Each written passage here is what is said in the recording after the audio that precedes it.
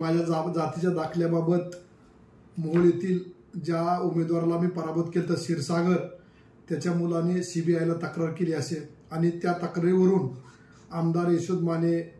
सीबीआयच्या कचाट्यात अडचणीत अशा वेगवेगळ्या प्रकारच्या राजकीय द्वेषाने बातम्या पसरवलेल्या आहेत।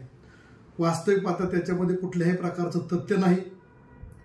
कुठल्याही प्रकारचे सीबीआयने माझ्याशी इन्क्वायरी केलेली नाही, मला पत्रव्यवहार केला नाही, मला सुनावणीला बोलवलं नाही किंवा काही नाही। मी या विषयानंतर माहिती घेतल्यानंतर असं कळालं की सोमेश क्षीरसागरने 2022 मध्ये सीबीआयला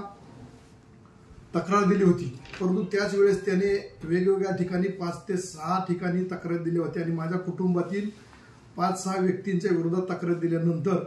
बुलढाणा जात पडताळणी असेल, हायकोर्ट असेल, या सर्वांनी माझ्या बाजूने निकाल दिलेला आहे, कारण ते माझे सर्टिफिकेट कुठल्याही प्रकारचे खोटे नाहीत। याच्या उलट सोमेश क्षीरसागर व नागनाथ क्षीरसागर हे दोघा पिता पुत्रांच्या नावावरती 2014 साली सुप्रीम कोर्टाने यांचा जातीचा दाखला रद्द केलेला आहे